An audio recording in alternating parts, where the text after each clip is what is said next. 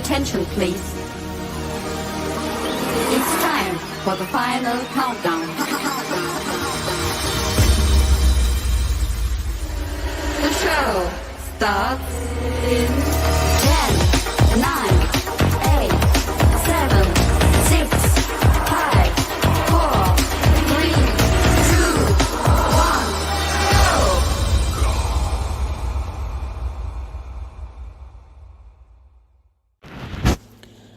Good evening, sports fans, and welcome to the C.J. Howard Sports Talk Show, live from the mountains of Barberville, Kentucky. Want to talk sports? Give us a call at 502-849-9320.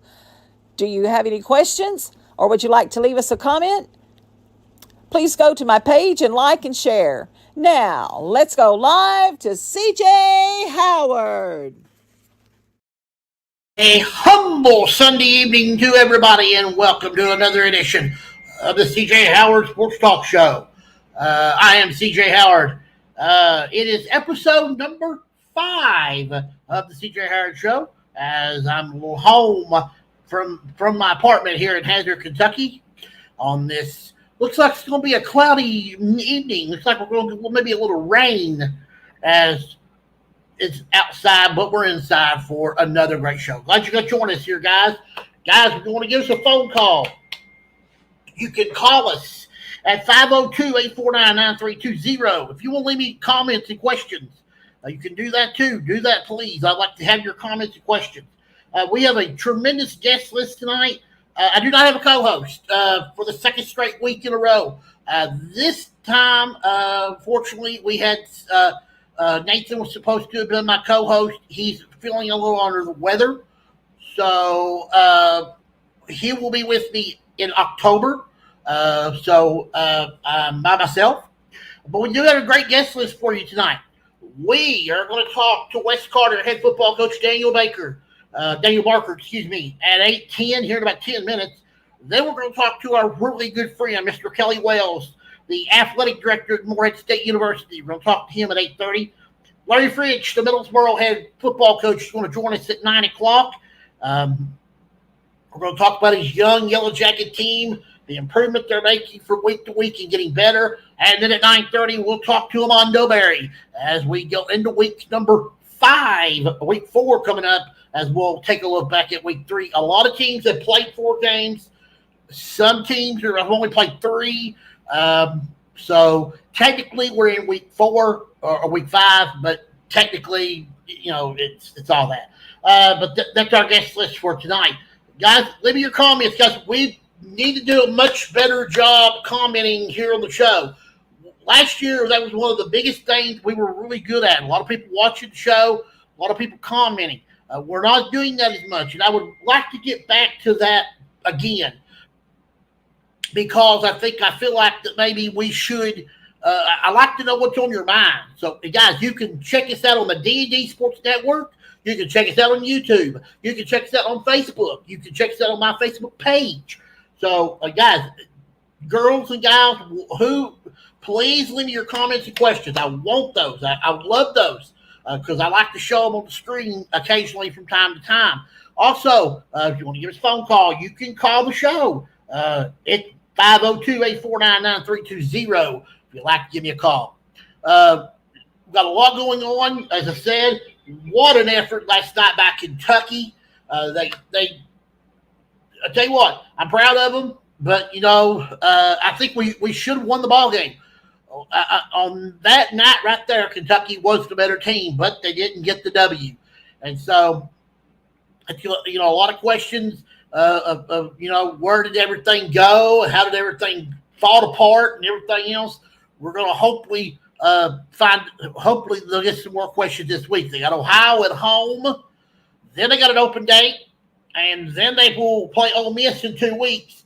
They need to be ready for that one. A lot of people don't think they can go to Ole Miss and not even compete. I think they can. And that would be a huge win in their feather if they go there and get that done. But now Ole Miss has looked really, really good. And in the first 2 weeks, we had a lot of interesting things yesterday in college football. Arch Manning played for the first time. his first pass from scrimmage, he threw a 40-yard touchdown pass. Had good numbers yesterday, too. Don't know the status of the Texas quarterback for this week. He could, they say he has a strained muscle, I think. So we'll find out more about that as well. Some of the good teams, they were good yesterday. Some of the teams, they wouldn't get so good. But that's what you get. High school was it was an interesting week. We had a lot of games canceled due to they are trying to still find the suspect from last week's incident that happened in London and Livingston. And again, I want to remind everybody about that. Please do not forget to pray for them. The people in Livingston and London, continue to pray for them. They still need your prayers. This is a very tough situation for them.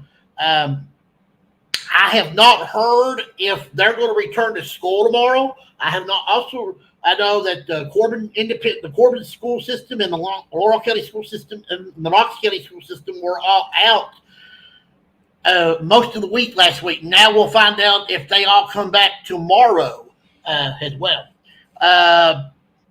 Also, I want to pray for my a young man by the name of Robert Garland. Robert's a really good friend of mine. He's my wife's ex-wife's relative. He's a great guy, and I want you to pray for him. He's having some stuff he's going through, and he needs your prayers, and I would appreciate that very much.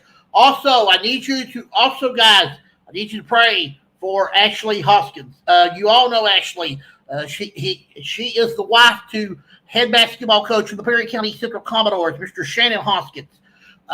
She's been having she's been a little sick.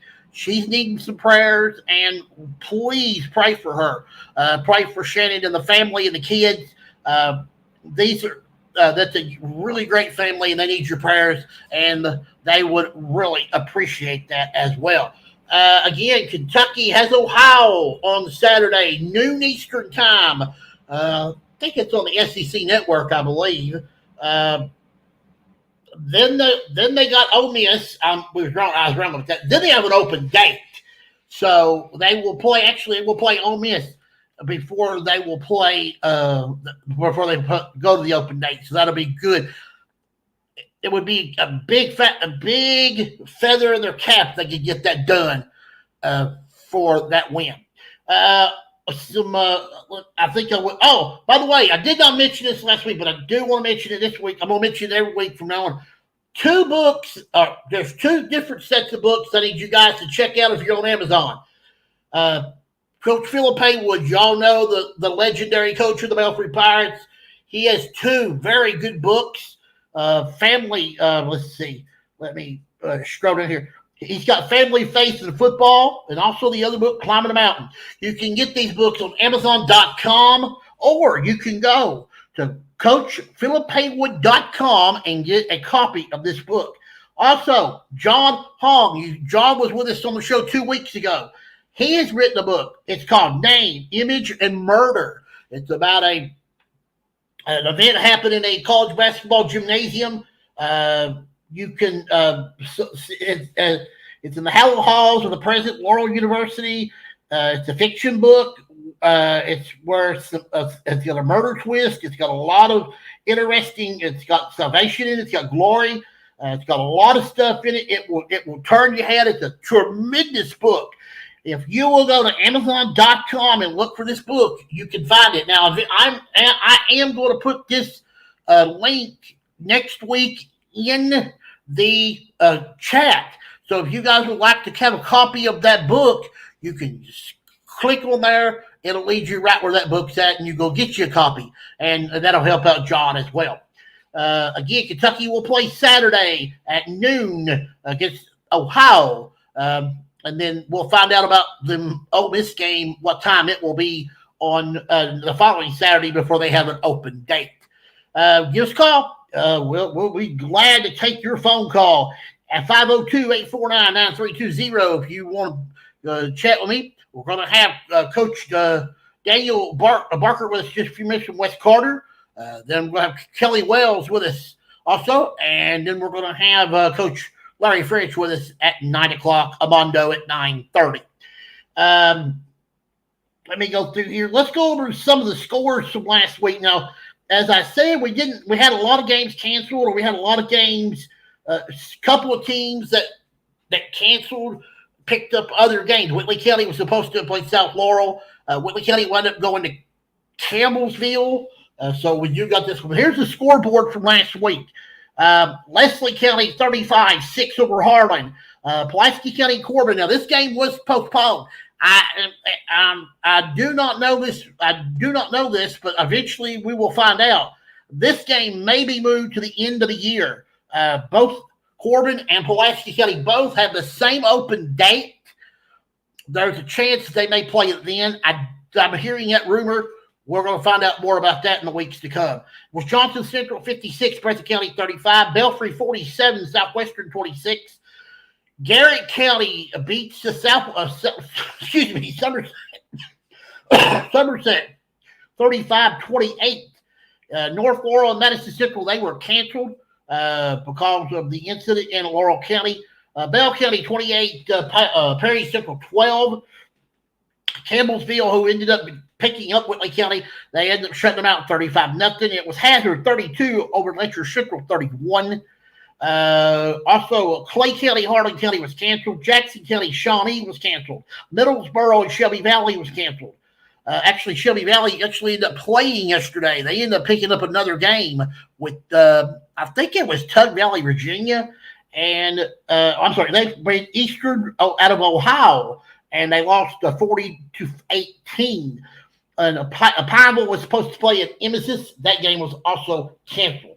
The other games that were played, Knox Central, 24 over Scott out of Huntington, Tennessee. I believe that was 12. It was Betsy Lane 48, Knox County 12, Clinton County 50, Jenkins 8. It was Estill County 21, Bath County 14. It was Fairview 60, Morgan County 50.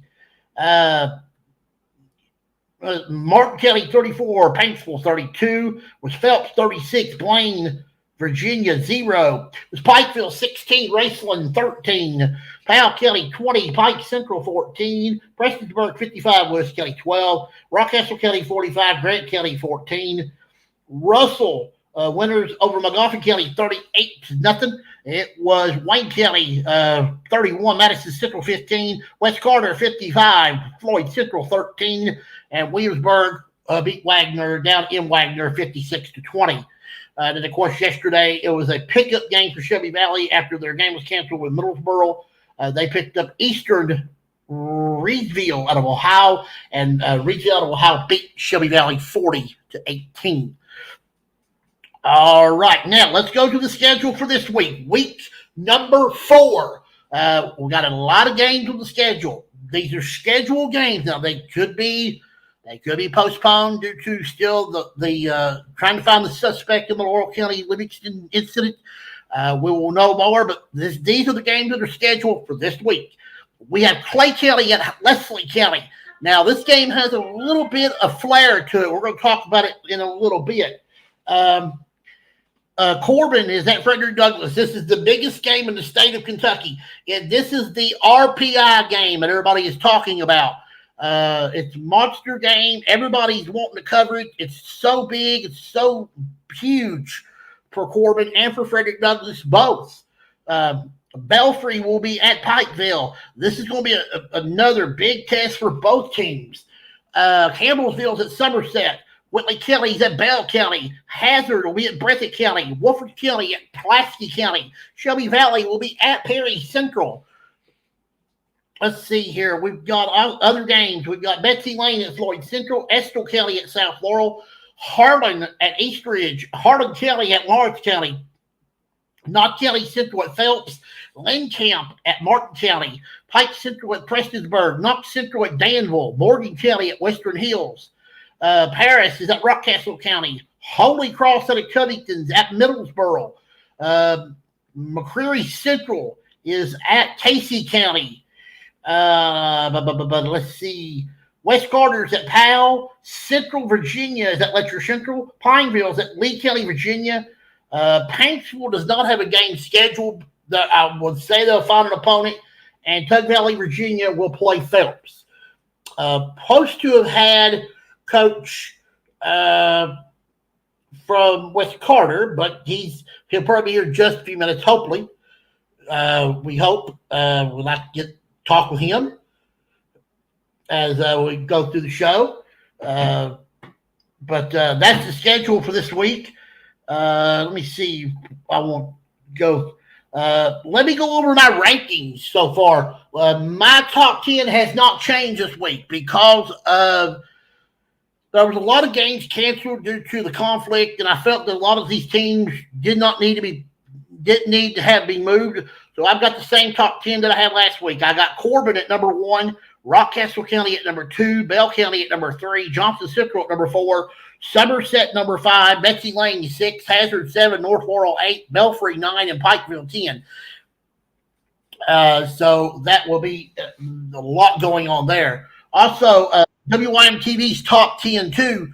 WYMTV, their top 10 this week is Corbin 2, Belfry 3, Somerset 4, North Laurel 5, 6, Whitley 7, Hazard 8, Pulaski County 9, and Perry Central is in the top 10. But we'll see probably a lot of shake-up in that top 10 when we get to it this coming tomorrow. Joining me now is our good friend of the show, West Carter head football coach, Mr. Daniel Barker. Coach, it's very good to have you back with us. Hey, man, thanks for having me. I'm always happy to talk about our boys and our program. Yes, always interested to talk with you, Coach. You got a lot going on, always down there at West Carter. And you got a big win Friday night, and you're starting to play. You've been in all 3 games. You, like I said, got your big win Friday night. You've got a basically still a young team, but they're starting to really come together, and you have to be excited about it. Yeah, we are. We've kind of been forced to be a little younger than we thought coming into the year. Just injury-wise, which it seems like everybody's going through the same thing all over the state, at least in our area. But I've never seen anything like it. But one thing it's done is allowed a lot of our kids to play, and as we're starting to get guys back, we're starting to get healthy. We've got a lot of guys who have played on Friday nights and have done good things. So, we've seen steady improvement every week, and we like where we're at right now. We'd like to be 3-0, but really your first couple games are trying to get you ready for district play, and I think they have. You played 3 mountain schools, Pike Central, Estill County, and Floyd Central. You played another mountain school in Powell County this week. Playing these mountain schools, good competition, always. And, you love to play these schools because they always bring the best out of your kids. Talk about that a lot because there's, your non-district schedule is very important to how your kids are going to react later down the road. Yeah, it is. If you look at our district, East Carter won it last year. They're really good again. Russell's always really good. Fleming's always really good. And for us, we have to play a physical brand of football to be able to compete in our district. So we like playing the mountain schools because mountain schools are known for physicality.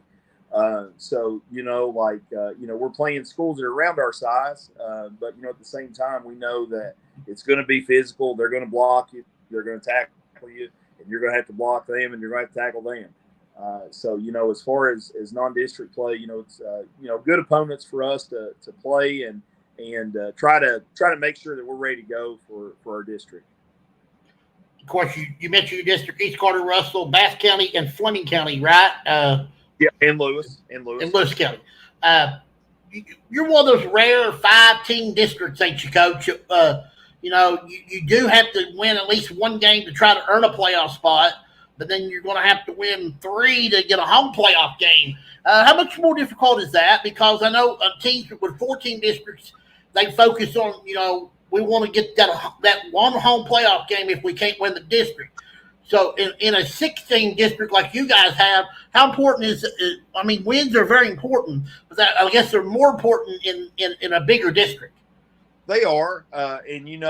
Next year when we're in 2A, we're going to be in a 14 district. That'll be the first time we've ever been you're automatically in the playoffs district. So we're used to being in a 6-man district. We really, You know, if you go back throughout our history, I don't think we've ever been in a district any smaller than that. So, you know, it's always added some importance. You know, all 6 teams in our district were all EKC teams.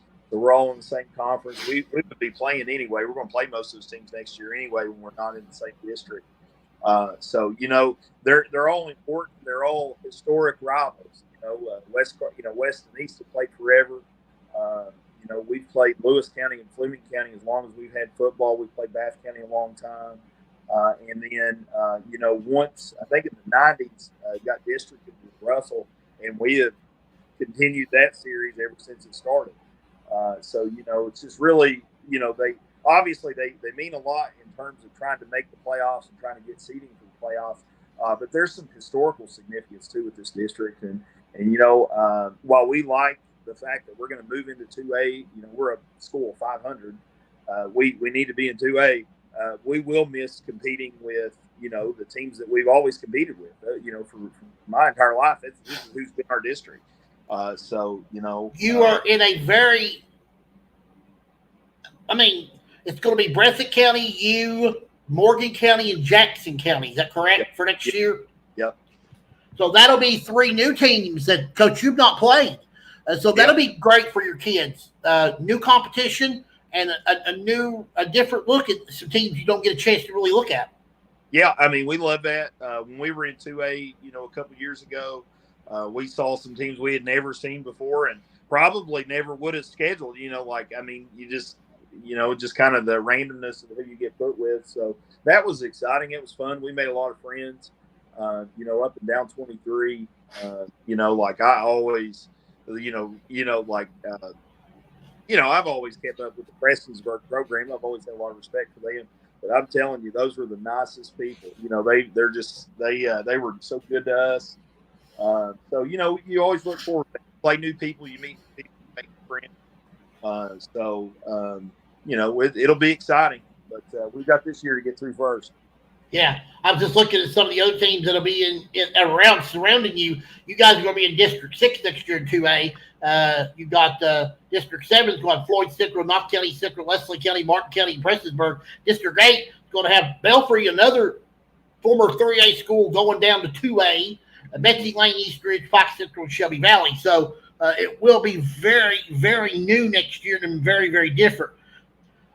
Coach, I was looking at your roster, and you probably down a few numbers a little bit, but you got a lot of kids that are you've got a lot of young kids that are eager to get on the field every Friday night ready to play. Talk about your seniors and then talk about your younger kids. I was counting, you don't have a lot of seniors, but what leadership you have to be happy with them. Yeah. You know, really probably since COVID, you know, 35, 36, that's what we have. Every year. Last year, I think we were at 32. You know, we'd love to be in the 40s. You know, it just is what it is, you know, just dwindling population here. But, you know, our seniors, you know, we've got 7 of them. You know, these guys are 3-year starters for us. And some of them played as freshmen for us. Whenever we won a district championship, did a good job. You know, Dwaylon Dean, I mean, that's the first person everybody asked about. You know, he's nearly a 2,000-yard rusher last year, averaging close to 200 again, you know, 200 yards a game this year. Just a tough guy, just blue collar. I mean, everybody looks at him, they're like, you know, he's a speed back. He's not. He's a power back. He's a 150-pound power back that has some speed. So, you know, he does a good job for us. You know, we have 3 senior linemen that start for us and do a really good job. You know, with Ethan Bledsoe, Ethan Rayburn, and Cole Boggs. I've got a couple of skill guys out wide. You know, Coy Maddox is a receiver that's started for us for 2 years, does a good job. Jake Carter came out this year and is doing a really good job. So, you know, like we like the seniors that we have. We don't have many, but they have been, you know, just excellent leaders for us. Your feeder program, very important. We was talking last week with Coach Wes Johnson of Dunbar, and he was telling me that they've been doing a lot of interesting things down there to help the younger kids out, the sophomore and freshmen, like having their own freshman league and strictly only freshmen, and a freshman sophomore league where no juniors can play.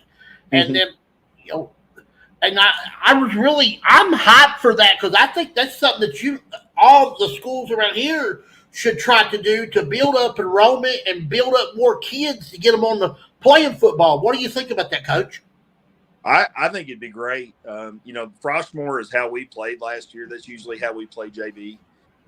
So like that's obviously what we would prefer to do. Just with our roster size, because we could say, yeah, freshmen, sophomores are going to play. Every now and then, we may have to send a junior or two, just in JV, just with numbers or whatever. But for the most part, I think Frostmore is perfect. Like your bigger schools, I think, Lexington, there's some schools in our area that have true freshman teams. Most of us can't, but we would like for those kids to play freshman style football, which Frostmore really allows that, with kids that are their age and kind of their size. And, I think I saw that this week too, and I thought that was great. Yeah, they have a freshman league, and they have a sophomore freshman league, and then the freshmen, and they have two leagues. And then at the end of the season, they have like an 8 or 10 game schedule, and then they have two bowl games, a third place bowl game and a championship bowl game. And I think it's would be so awesome. It would make the younger kids too feel like, hey, we're playing for a championship, and it will get them more motivated when they get on the varsity to want to play for district, region, and other accomplishments. Absolutely. I think it would too. I think it's great. I would say over the next couple of years, I bet everybody in the state does something. Everybody that can. I don't know. You may have some single A schools that just can't field that, but for the most part, the schools in our area, even the single A and 2A and 3A teams, like we could probably all make that work, and it would. I mean, we would be 100% for it because that's usually how we play JV anyway. I told Coach Johnson last week. I said, "You guys, I tell you, I said I'm gonna steal your idea, and I'm gonna tell these other coaches in Eastern Kentucky, and hopefully we can get this going spread like wildfire, and then maybe these other schools will do the same thing."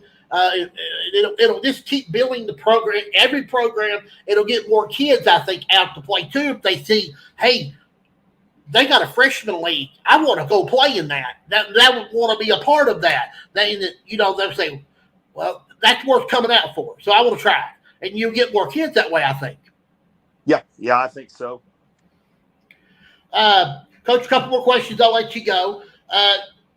You guys have done a lot of remodeling at your school. New turf. You upgraded, I think, some of your bleachers and stuff like that. Talk about your stadium and how excited you are. I think this is. Am I correct? You have turf, and this is your second year on it, right? No, we don't. We don't. I don't. Some, like a lot of schools around have. Our big remodel's been our weight facility. Our parents really paid for all that. We've always thought our weight room was as nice as what anybody had. It's really big, but the parents really stepped up and got some sponsors, and I mean it's super nice now. We don't have turf. We if you come to Olive Hill and play, we have mud. That's what we have. I thought I heard you guys had got turf. Are you guys planning on getting it in the future? Well, I mean, right now, there's a big possibility East and West will combine, and I'm turf there. Everybody that comes to our stadium from all the business teams probably hope we get turf. I don't know. I would say until all that's settled, there won't be any big expenditures this way. So that's where we're at. Well, I always try to keep. Listen, we love our stadium. We love playing there. It's fun. I mean, I always tell our kids, if you play in the mud, that's the way football was invented. That's how you were supposed to play it. Listen, I've been a part of some of the muddiest games, and in 1991, I was a manager for Leslie County High School, and we was playing Bell County in probably mud that went to your knees and in 10-degree temperatures. And that was the coldest night I've ever seen in my life. And those are games if you you know, you don't forget because that's how people remember. Hey, well, I played there. That was a rough field. That was a tough field. That was a So I mean, but you guys do have an excellent complex, and I think people respect that. Yeah, yeah. It's a unique stadium. It's kind of open.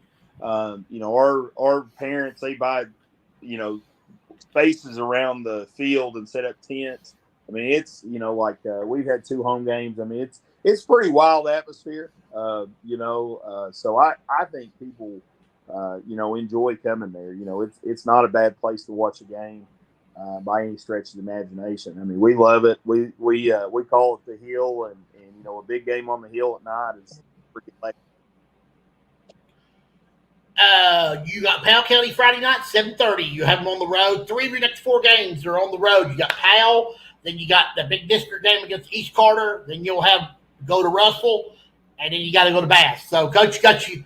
It's almost district time. It's almost here, and you're just throwing off the gloves and ready to go. So, Coach, love talking to you. Always, it's an honor of mine. I always love having you on the show.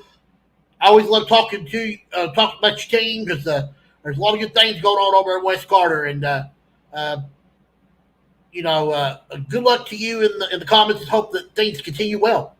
All right, thanks for having me. I want to give a quick shout out. There's one senior I left out. I can't believe this because such a good player for us, and that's Kel Back. It's our tight end. He's been out since week 1, but he's coming back soon, and we call him the captain. He's the boss of all the players, so I can't leave him. I don't know how that happened. I guess just trying to rattle it off from the top of my head. But thanks for having me. Always willing to talk about Comet football. Always, Coach. We'll talk to you next time. All right. Thanks, man. Thank you. Coach Daniel Barker of the West Carter Comets as they get set to play Powell County on Friday night there down in Stanton. Now with me is a great gentleman, Mr. Kelly Wells, the athletic director at Morehead State University. Mr. Wells, good evening, sir. How are you doing? CJ, I'm doing great. How are you? We are fine. We are fine over here. I think we're going to get a little bit of rain. Looks like it's a little cloudy outside, but elsewhere we're doing pretty good. How are things going in Morehead? Things are awesome. Living a dream. It's just been a wonderful time here at Morehead, and trying to grow it as best we can every single day. But certainly the student athletes are making it worthwhile, and we're off to a good start in all our sports, and looking forward to where it takes us. When we last talked to you, you were coming in and you were getting acquainted with everybody. You had your hands full with a bunch of with the sports you already had. You had a whole bunch of new sports you was getting ready to bring into the school. You was getting used to everything. This is your second full year. How have you been able to you fit in perfect down there now? As Tanner always tells me, Tanner says you're the perfect setting for what Morehead needed. So how comfortable are you now compared to when you first got the job? Yeah, there's always learning. Doesn't matter what position you're in. It doesn't matter how long you're there. College athletics is changing on a daily basis. So comfort's probably not a great word. I don't think any of us are comfortable, but loving it. I do feel like it's a great marriage. I think my visions of trying to grow Morehead State and also loving it as an alumni, as a resident, fit the picture really well. But we've got a lot of work to do. We're proud of where we've come. We're proud of the things we're doing. We're proud of our history. But certainly the growth process of this is important to me. Failure is not an option for me. So we want to make sure we're doing everything we possibly can to make it its best version, whatever that looks like. I think I asked you this question a long time ago, and I'll ask you again. It is an adjustment to go from the University of Pikeville to Morehead State University when they're two different totally universities. And you have so many more. I think you would have more people at Morehead than you would at the University of Pikeville. But at Pikeville does have a good amount of students. How do you manage every sport to where they enjoy the competition that they're in? Yeah, the experience are different at both levels, both great. Had a great time. I could have stayed at the University of Pikeville, and in my career there was only one spot I wanted to leave that place for, and that's where I'm currently sitting. So I've got nothing but love and respect for everything going on at Pikeville, and I'm thankful for the progress and the things that they've got going on right now, and just a great community there as well. And I've been blessed to be a part of that for a long time. And Morehead is different. Division I athletics is different than NAIA athletics on every front. I am thankful for a great administration. I've got a great crew. So I'm thankful for that, but there's a lot of hands-on. There's a lot of things behind the scenes that you got to do. Probably more of the fundraising side of it was one I didn't see that we had so much work to do there, but trying to make sure we do the right things by our student athletes takes money. So we've got to get out and we've got to hustle, try to find that. And I've got a great staff and university that helps me do that. I know Coach Flip, I talked to him a couple weeks ago. He said he was the athletic director now, along with the football coach. He said it was a lot more different for him now because he has to he has to worry about 60, 80, 100 kids in football, but he's also going to worry about the other kids in the other sports. So he's got to really manage his time to where he can be at the other events and let the student athletes know he cares. He's wanting to be a part of their growing. The same way with you. You have to stretch yourself out. I talked to you a couple weeks ago. I was wanting to get you on here. You had to be in a volleyball match. Well, that's important. The volleyball team needs to see you. They need the archery team. They need to know you're there. I think we base a lot of our sports get left out because basically a lot of people focus on football, baseball, basketball. Them ain't the only three sports in these colleges. You got archery, swimming, video gaming. You got tons of sports that are just as important as the three major sports. Now, the three major sports might bring in more money, but these other sports have to have the money to be able to fund the programs and be able to get the kids interested to where they can maybe live a dream out of it in the future. Yeah, every person that we have on campus is important to us. Our student athletes are critically important.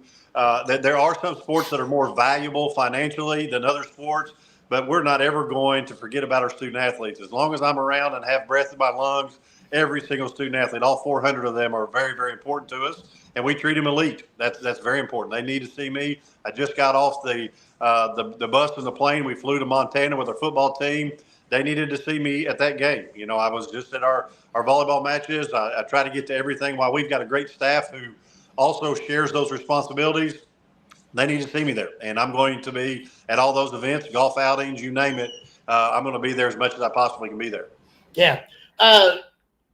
Is it going to be any time in the future? I don't know. I was always wondering if we're ever going to see a time in basketball where the men and the women will play double headers. I know that in Division I it's hard because a lot of the women like to spread, they like to play their own nights, and the men like to play their own nights. But would there ever be an opportunity where you could have a lot of double headers? Because I think a lot of people would like to, they like to come watch the women and the men play in double headers more, I think, single games. But, is that something that you guys maybe you're working on for the future? Absolutely. We love that concept. We don't have two separate fan bases for our men's sports and our women's sports. All of our fans are fans of every one of our student athletes. So it's advantageous for us to make sure that we have those doubleheader nights. We do it all our conference games. We try to do it some of our non-conference, a little bit more difficult when you have different schools that you're playing. But we try to do that as much as we can. I think it helps the student athletes support the other student athletes. Let's just be honest, it's harder for people to get out to more events all the time. So to try to narrow that down and give everybody that one opportunity is important. Doesn't always happen, but certainly that is something we like to do. You said yesterday you was on the plane with the football team. You guys did travel down to Montana. You may want to let everybody know how that went and how excited are you about your new football coach? We're thrilled. We got off to a 2-0 start, had two great wins. That's the first time since 2007 that we got off to a 2-0 start. Now going to Montana, those that study football, is probably one of the most elite programs in all of America in football. So to go there for that experience, it's a guarantee game for us. So we went down there and the opportunity was great. Score didn't turn out the way we would like it to be, but the kids had a great experience. It'll make us better. Also, it was a good fundraiser for the football team to be able to carry on the rest of the season. And we treated them like kings. We went on charter bus, stayed in great hotels, ate well. So it was a great experience overall. And those that have had an opportunity to see us, we're really growing football. Got new uniforms, new helmets, new field. Also working on James Stadium. Got some big announcements coming there too. So a lot of progress is there. Coach Woodman's done a great job. We're super thrilled with the impact he's having on our student athletes. Do you want to tell anybody about some big news coming up or anything? Well, we would love for you to show up for homecoming. We've got some big time announcements at homecoming. We're going to announce that I think all people will want to hear and know. I'm doing an episode every 2 weeks from the desk of the athletic director. We put it out on YouTube, and I'd love for people to tune into that. You find out all the exciting stuff, the behind the scenes things that are going on at Morehead State in athletics, and we'd love for everybody to tune into that. Starting to gain some momentum. Talk about your coach and where he come from. I know didn't know you guys had changed coaches. I thought that the man that was there, but then I found that you guys have a new one, and you're very excited about him. And talk a little bit about him, where he come from, and what's his background. Sure. He came from Fairmont State, which is a Division II in West Virginia, so he's familiar with our territory. Made a perfect fit when recruiting. I mean, West Virginia, Kentucky is a great hotbed, and he's recruited that area, plus Ohio. So it's been a natural fit for him. He's got a pedigree of being with Florida State. He's also been with some of the great coaches in the Florida area. He's a Nick Saban type person. He's been with LSU folks. So he's got a great pedigree. But more importantly, he's a great man. He's got a great family that's moved into the college here as well as at the high school level. So just thankful for him and his people. He's hired a great staff that impact everyone. It's our largest staff that we have on campus. So they have a great impact for us. So it's important that we had the right people who bring great families with them. And you'll see the success on the field. We're 2-1 right now, off to a great start. I'm just thankful for their ability to serve our student athletes and move us in a good direction. Eventually, one of these days, Morehead State University is going to be changing conferences eventually in the near future, because you know how the landscape's changing all the time. Teams are moving here, teams are moving there. What's the chances that we see you guys go to a new conference within the next, I'm going to say 5 to 10 years? Yeah, CJ, who knows what tomorrow holds with this NCAA settlement and all the different moving around of conference schools. And the Dakotas just announced that they're going to move to the Pac-10 or Pac-12, and it's a crazy world out there. We love the Ohio Valley Conference. We're one of the founding members of it. It's important to us to have that behind us, and we love the history behind it. But who knows what's going to happen in the future? I mean, there's so much movement. There could be some consolidation of conferences, things of that nature. It's probably a little early to speculate what that would look like, but college athletics and football in particular will change, and it will change drastically in probably the next 12 to 14 months. I know the Pac-12, they're not the Pac-12 anymore, they're the Pac-2. Yeah. They announced that they are about 5 new teams are going to join the Pac-12 next year. So they're trying to build that back up when all those schools, Stanford and all those, went to the Big Ten and the Big 12. Coach, a lot of people probably don't understand too is that when you do this in basketball, you do this in football, you went to Montana yesterday party game. A lot of people's asking the question, why would you go to Montana? What would you get out of that? People don't realize that these schools pay a good amount of money to get you guys to come and be an opponent. Because the money helps the school with other sports. And explain that a little bit, because people don't understand. Because let me use an example like yesterday. Georgia Southern went to Vanderbilt. Vanderbilt probably paid them a lot of money to come. Georgia Southern upset Vanderbilt yesterday. That happens sometimes, Yes. But tell the people why that these bigger colleges invite you guys and they give you money to come play, and it helps your other programs. Yeah, no doubt. We leverage game guarantees is what those are called, and we have an opportunity to leverage that in men's basketball. We have an opportunity to leverage that in football, and we do that. We try to make sure that we get those funds that come into our programs that don't just help those individual sports, but our entire department. For an example, our cross-country team can't leverage game guarantees. Our rifle team can't leverage game guarantees. Our women's basketball team can't leverage game guarantees that are significant. So those funds are very, very critical to the department to grow it and also to share the wealth amongst all of our teams. Memphis just went and got $1.5 million to go beat Florida State tight end. So like those are some big paydays. And when you lose those, man, that's a tough one. But on the flip side of that, Memphis gets invited to the Pac-12 because they got a great win. So there's give and take there, but it's a great opportunity for us. Montana is an elite. They call themselves the Mecca of college championship football series, and they are. It was one of the most in just electric environments that we could have ever played in, which will help us this coming week when we play EKU. So, it's a big rival game. Our kids won't be rattled. That environment that they went to at the Grizz was incredible and a story that we'll tell forever.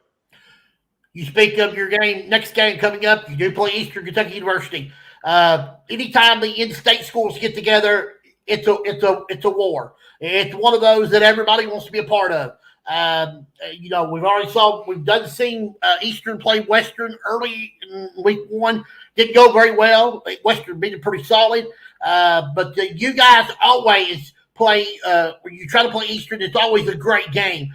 Talk about that one because you got to be excited about the school right down the road coming to you. Yeah, no question. Locally and geographically, it just is a natural interest for folks. It hasn't really turned into the rival it used to be now that they've moved to the Atlantic Sun and, we're in the OVC, so we don't play each other in terms of conference championships, things of that nature. But we do play them in a lot of sports. So we opened up with them and playing them in soccer. We went down to Eastern Kentucky and beat them in soccer and brought the cup back home to us here. We went down there and played in their tournament in volleyball. They beat us there. So we're 1-1 this year against EKU. So this will kind of be the rubber match in a lot of ways. And it's different, They're in the United Football Conference, which is probably that transitional from the football championship series to try to move to the football bowl championship series. We're in the Pioneer Football League, which is non-scholarship. So there's two different levels in that, but we'll go fight. We'll go do our best in that environment, and it'll bring out the best in our players.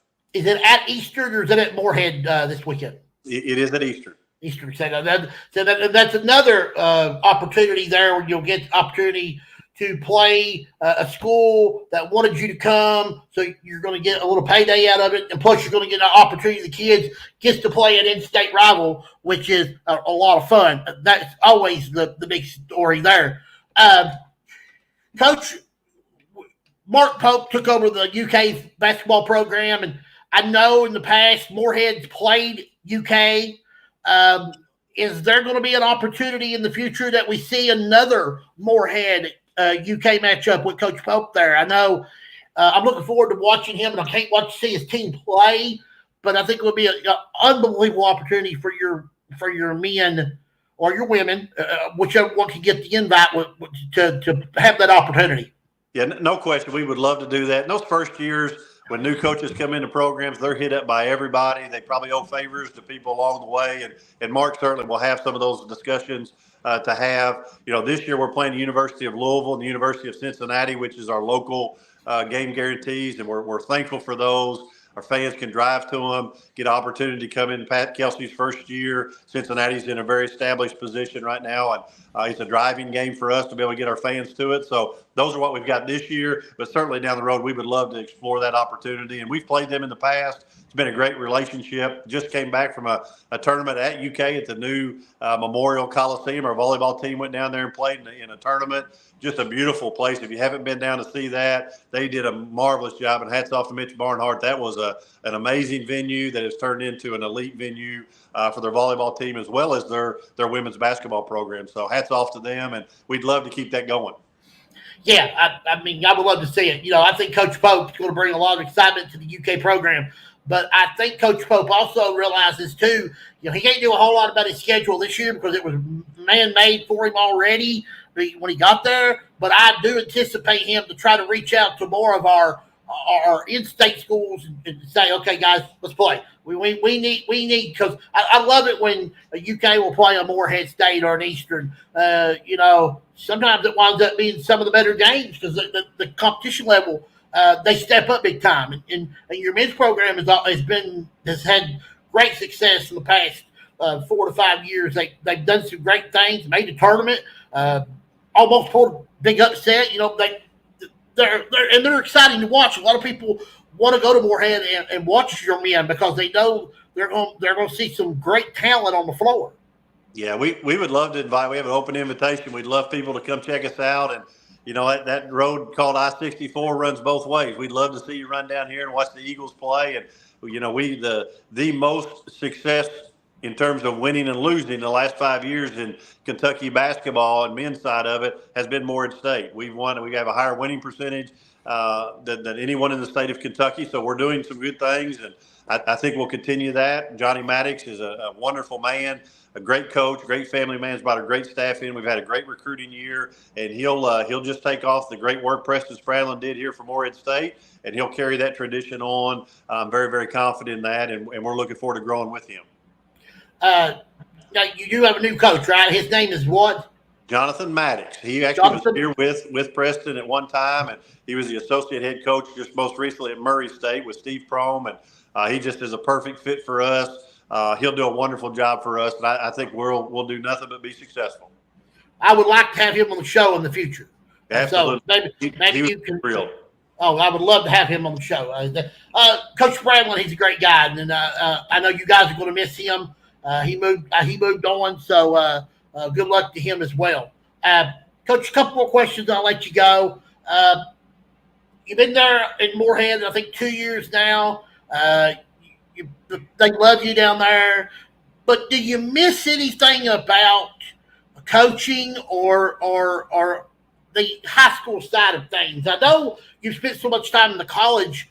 Do you miss the high school? Do you miss coaching? Do you miss the things like that? Oh yeah, you don't just shake that stuff that you love off. That's just in your blood. It's in your DNA. And I miss a lot of things about coaching. Thankfully, I get the opportunity to be around the teams and the coaches here and kind of get to have my fingerprints on some of that. And just like traveling with the teams, you get that same experience. And, I miss having a team. I miss being able to gel it and mold it together exactly the way we want to and see success and even get through the hard times and watching them succeed, watch them graduate. Those things are so much fun and important. So I miss all those, but I'll be frank, I don't miss those yellow school buses, and I don't miss traveling on those one bit. So that stuff I get to choose when I want to go on those trips, but I do miss those opportunities for practice. But I do still have an opportunity to be around the student athletes, which is critically important for me. Well, I think you're one of the greatest. I'm still calling you coach. I think you're one of the greatest coaches of all time. I miss you being on the sideline. What you've done, but what you've done for the University of UPAC, and now you're just taking it over to Morehead State University. This holler screams great things, and I'm 100% behind you, Coach, and I just I'd like to see great things continue at Morehead State University. If I ever get the opportunity, I'd love to come down there and check out a basketball game or a football game. But if I get that opportunity, it's going to be a special opportunity, and I would love to check that out because, it's Morehead State's a great program, and you're doing a great job with it. Well, you've got a permanent invitation, and you've got tickets anytime you want to get down here. We'd love to have you. I'll set you in my box during football, and I'll set you in my seats during basketball. So whenever you can make it away, we'd love to have you. And certainly, I appreciate your nice comments. But really, to do the things you love to do, it's really not like you're working. I just have a blessed opportunity to be doing the things I love around the people I love, care about, and want to see them do good. So I've always been at great places: Mason County, Marion County, University of Pikeville, now Morehead State. I've had people that cared about me, loved me, and supported me. Now I get to serve the place I was born and raised, and I'm thankful for that opportunity. I'll have to get Tanner to bring me down there one time, and we'll see. Maybe me and him can we'll rattle up some Hey, listen, those Hesterbergs carry a heavy sticker out here at Morehead State, so you might want to throw his name around before you do mine. Oh, but 10-4, right? Kelly, thank you so much for being with me again. Always great honor. I love talking with you. Like I said, you're just doing this tremendous thing. Again, you go to Eastern Kentucky this week. We do Saturday. Okay, when is your homecoming game? And to let people know so they can be there for the big announcements that you're going to be making on that day or night or what. I'm going to drive everybody to our website and to our social media. If you go to msueagles.com, you can find out all that good stuff, and we'd love you'll see my my little episodes I do every 2 weeks. You'll see all of our social media and all of that good stuff. It'll keep you right running through it and kind of build your excitement up. But we'd love to have everybody follow that website. If you do X, you do Facebook, you do Instagram, whichever one of those you do, we've got something for you. And we try to keep that content up to date. We've got great people behind the scenes doing that. So you'll get all the information you ever want to know about Morehead State and the Eagles by going on those social media accounts. You can check them out on Facebook, Twitter, X. Are you on TikTok? We don't do TikTok, but we do. Not yet. Yeah, do everything else. Okay. YouTube is one of our big channels as well. So anytime you want to do videos, you see our content. It's amazing the work our folks do. All they would need to do is put Morehead State University in the search bar correctly, and those videos would show up, right? MSU Eagles, and you'll find everything you want. Coach, thank you so much for being with me again. It's a great honor, and we will be talking to you very soon. All right, CJ. Always a pleasure to be with you, man. Always love you and praying for you, man. Take care. God bless you, Coach. Right. Coach Kelly Wells, Athletic Director at Morehead State University. Great man, great things he's doing down there. Guys, if you've not been to a Morehead State University event, you need to check them out. It's going to be a lot of fun going there. We're going to have Coach Larry Fritz with us in just a few minutes from Middlesboro. Let me real quick again go over the schedule for week 4 of the high school football season.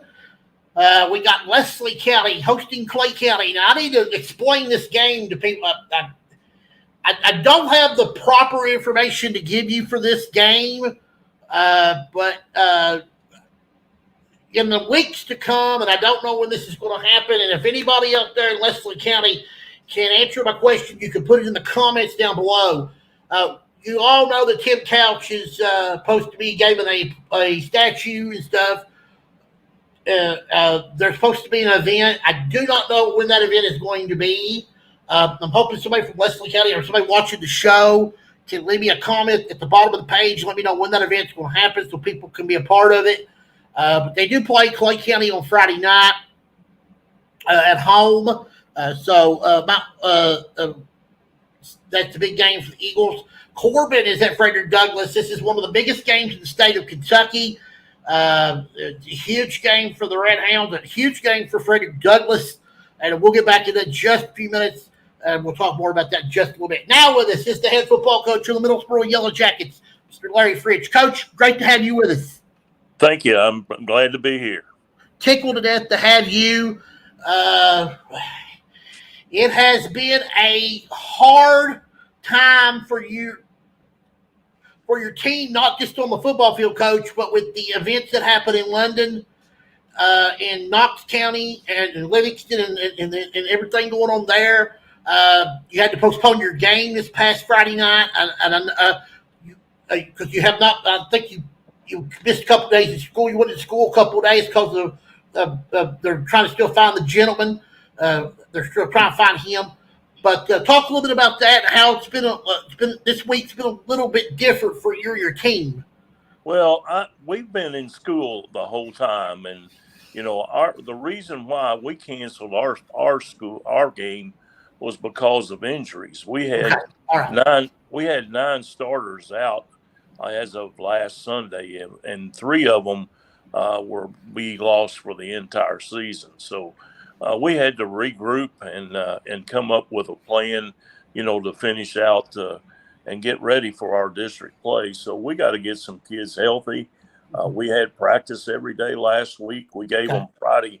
We gave them Friday off, and hopefully, our kids will be rested up. Our kids haven't quit. They give us, tremendous effort every Friday night, and we just haven't been able to make the big play like we've been making in the past. And we've got a lot of young kids in some key roles, and a lot of freshmen playing right now, and those kids have got to get some great experience and be ready to go by the time district play rolls around. And hopefully we'll be ready for that. And our kids are working hard, so we just got to put it together and get us a win. Yeah. I'm glad you told me that. But also the safety of these kids too is important, because with everything going on out there and stuff, you just don't know when something something's going to happen. So you got to be very cautious too. Coach, you talked about this is this the youngest team you've ever coached? Well, it's the youngest that we've ever had to put out there, at Middlesboro. I mean, we're starting about 4 freshmen out there right now. Mm-hmm.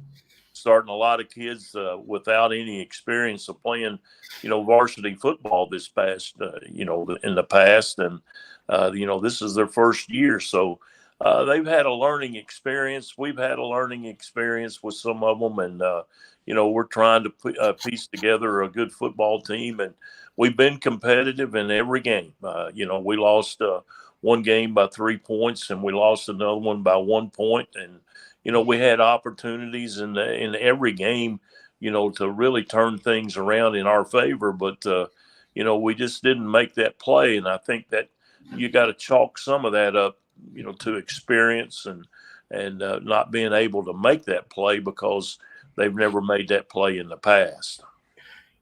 It is very important to have a coach like you coaching a young team like this.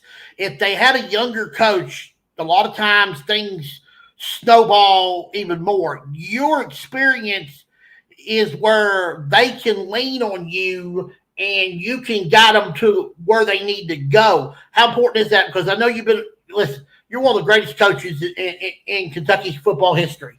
And I'd put you up against any coach. But talk about your experience to help these younger kids get through these tough times that they may have not had been through before. Well, the biggest issue that we have is, you got to just work the right way. And, if you don't work the right way, you go in there and, you browbeat them and all that good stuff early in the week, then they're not ready to play by the, Friday night. So you just got to keep working the fundamentals and working the things that you need to do and give them confidence that they can go into a football game and have that confidence that they can win football games. And, that's what we're working on right now. We're working on the fundamentals of football and trying to improve our technique and get our kids physically ready to play on Friday nights. And, that's been one of the key issues is, one of the teams, the teams that we've been playing have been able to line up and go right at us. And, we're just not physically there yet. So we're still working and, our kids are working and we haven't give up on them and they haven't give up on us. So we've got a good coaching staff and they're working hard and, the players are working hard and we just got to keep after it. That's why I made the comment. Having a coach like you, it makes it easier for those younger kids someone to lean on because you've been through this. You've been through the grind. You've had teams with a lot of experience. You've had teams with a little experience, but you know how to guide them the correct way where they won't lose their confidence and where they won't lose thinking, well, why am I out here playing? I'm just going to quit. Things are not going my way, but you're finding ways to, and then that's just testament to your coaching. Well, we just got to keep after it, and that you never like to lose, but you've got a good group of young men that are working hard, and as long as they trust one another, then I think we got a shot to turn things around here in the next couple of weeks. Don't have a ton of seniors, do you, Coach? I think you have, if I counted, you have 6. Maybe a few more than that. We've got 4, I think, or 4. Yeah. No, we got 5. I'm sorry. Okay. 5 seniors.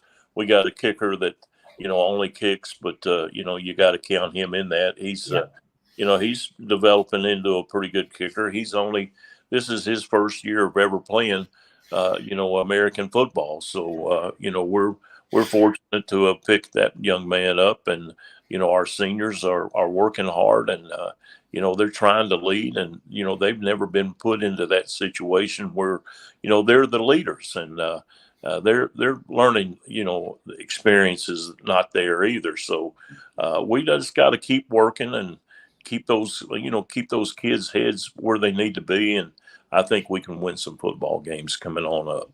Well, I think you can too. You got Holy Cross coming up this Friday night at home. They're usually pretty decent, and it'll be a good ball game for your kids. Then you get into district play. You got Lee Camp, Harlem, Pineville, Winsburg. You do have an open date on the 25th. Is there a chance that you will pick up a makeup game to make up for the one that you did not play this past week? I don't think we will. I mean, Okay. we could, but I doubt if we do. Okay. When you've got a small team with the inexperienced people that we have, so depth is a problem, and you need to rest sometimes right before you get into the playoffs, and that might be a good time, for us to.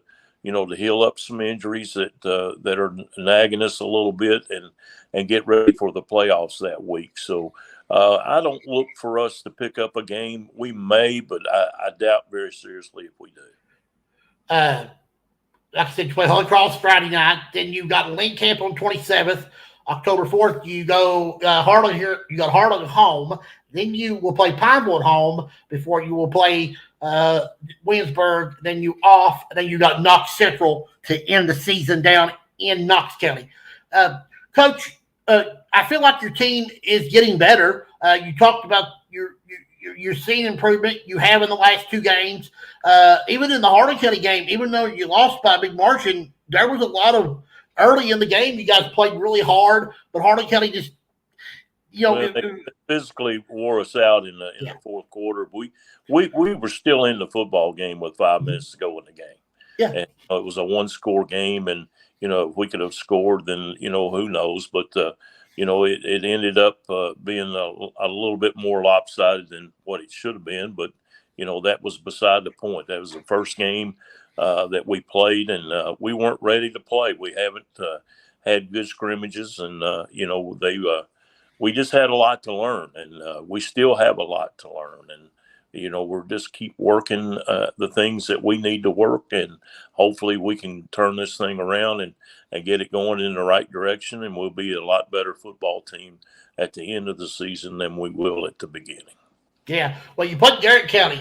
Garrett County got a huge win Friday night over Somerset. Somerset's one of the better football teams in Class 2A football. So, and then you only lost to them by 3 on the road. So that tells me that your team is growing and growing up in the correct way. Well, if we could have got the ball back, we would have scored. And, it took us a little bit of time to find out what we needed to do to get our offense, scoring points. And we finally figured that out. And we were able to, to get some points on the board. And we had a shot there with about 5 or 6 minutes to go. And, they took the ball back over, and they were able to run the clock out. We couldn't get the ball back. So, again, it was the physicality of the other team. They were able to get the 4 and 5 yards or 3 and 4 yards that they needed, to keep the ball and keep their drives going and keep it away from us. So we've got a big play offensive type team. We've got some nice receivers that can, put the ball in the end zone. And we just got to work on our running game a little bit and shore up some defense that, that we need to work on. So hopefully, this week we can get a lot better and have a chance to win the football game in the fourth quarter. Couple of questions. I'll let you go, Coach. A lot of your feeder program, you got to be excited about them. 7th and 8th grade, 5th to 6th. Got a lot of young kids in the group, a good talent in that group. Got to be excited about those. Talk a little bit about your feeder program. Well, we've got some good kids coming up, that's for sure. And, they're very talented, and anytime that you play on the middle school level, it's a lot different than what it is on the high school level. And a lot of kids that that you don't see play real well down there end up being pretty good players when they get to be juniors and seniors in high school. So we're keeping our fingers crossed, and hopefully they can have a lot of success down there in our Little League program and our middle school programs, and they keep those kids together and keep them coming out for football. And by the time they get to be, sophomores and juniors and seniors, they've got a good football program going back again. You got good coaches too with your feeder programs helping, so that's important too. Yes, it is. It's very important. A lot of remodeling around Bradner Stadium. When I was there last year, you got a couple of projects you was working on. I know you was trying to remodel the visiting locker rooms over there on the other side. You was trying to do some other work over there. I think you were maybe working on a field house. Talk about how things are going on those projects and because the Brander Stadium is one of the nicest places to come play a football game now. Well, there's a lot of things that, that we've talked about, doing and trying to upgrade our facilities. And, hopefully, one day that we'll have the money to be able to do some of the upkeep that we need to do and have all those projects done. But as of right now, none of those projects have been completed or okayed, to do. So we're just hanging in there and doing what we need to do to, try to win some football games. And I'll let the superintendent and the administration take care of our facilities. So, they'll come up with the money and a plan to do all that. Well, I like the stadium, Coach. I like going there. I like watching football there. It's a lot of fun. I especially like to sit on the concrete side over there because that's just a different type of football, Well, it's a lot of tradition been played in that field and in that stadium. So, it's a pleasure to be able to play there. Yeah, well, Coach, you're a great man. Doing a great job. You keep it up. Don't let those kids don't let them get their heads down. I've told people you may start off a little slow, but Middlesboro football will be right there in the end, and you got a great opportunity. It starts Friday night when you play at Holy Cross at home. Then, of course, the week after, you'll have district play with League Camp on the road. Then you come back for 2 straight against Harlan and Pineville. So you got a lot on your plate, but they couldn't have no better person leading them in as they get ready for district play. Coach, thank you so much for being with me. It's an honor. Pleasure. Always pleasure's mine. And we will talk to you very soon. All right. Thanks. All right. Thank you very much. Coach Larry French of the Middlesboro Yellow Jackets. As he's got them going in the right direction.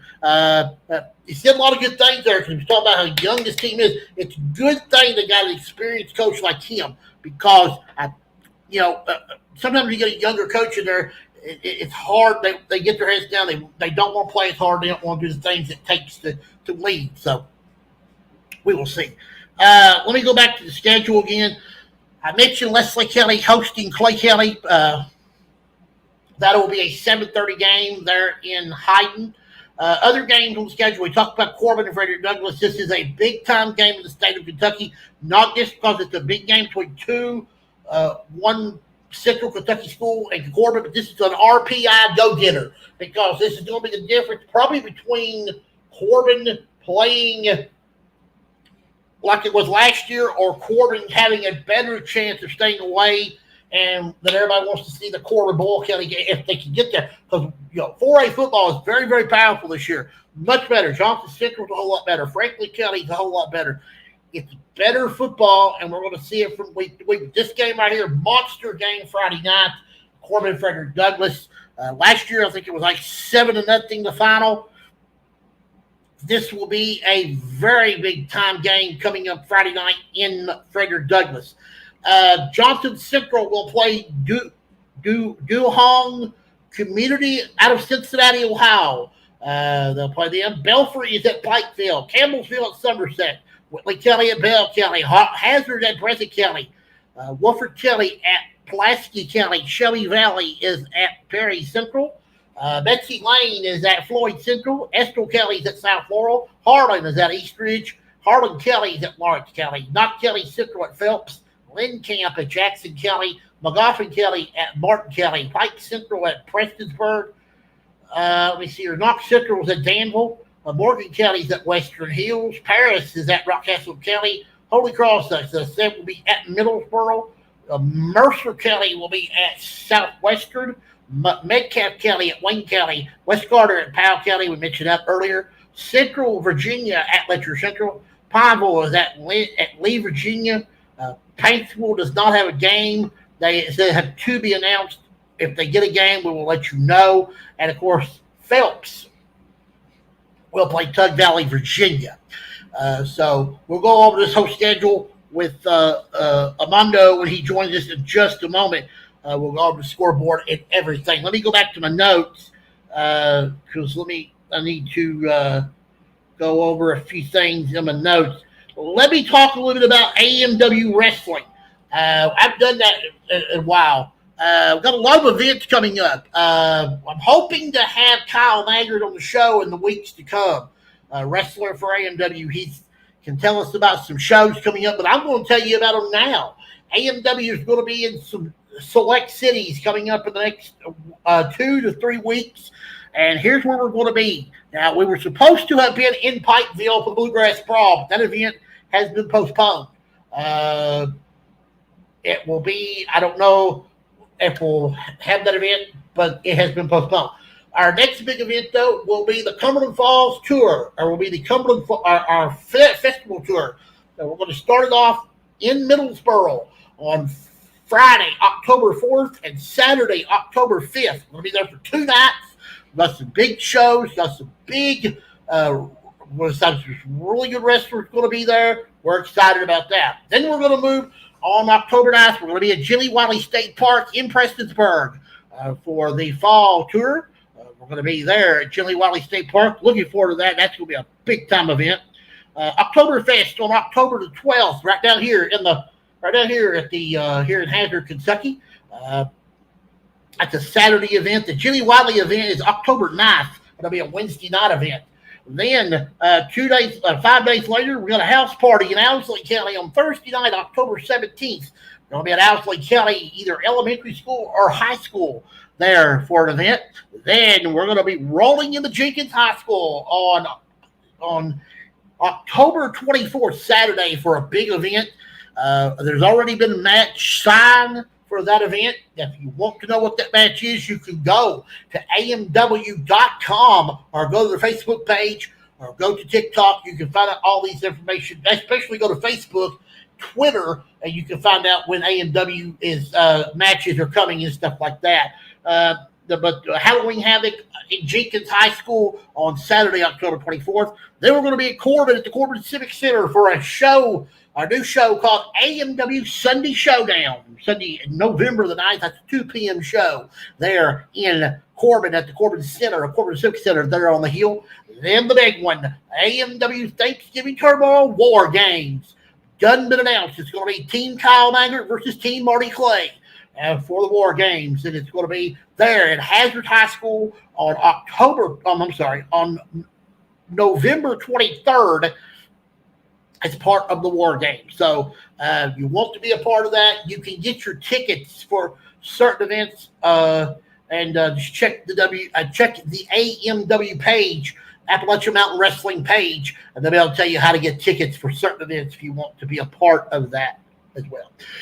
Also, the 38th annual WYMT Mountain Basketball Classic will be has already announced the teams for the tournament this year, which is going to be at Perry County Central High School from the dates of from December 9th to December 14th. The teams are girls first. It's the Corbin Lady Redhounds, the North Laurel Lady Jaguars, the Harlan Lady Green Dragons, the Knox Central Lady Panthers, the Perry County Central Lady Commodores, the Knox Central Lady Patriots, the Prestonsburg Lady Black Cats, and the Paintsville Lady Tigers. The boys' teams are the Harlan County Black Bears, the Clay County Tigers, the Pineville Mountain Lions, the Knox County Central Patriots, the Perry County Central Commodores, the Hazard Bulldogs, the Preston County Bobcats, and the Prestonsburg Black Cats. So those are the teams that are going to be in the 38th annual WYMT Mountain Basketball Classic in Perry County Central this year on dates 9 through 14. Again, if you want to check out John Hogg's book, Name, Image, and Murder, you can do that by going to Amazon.com.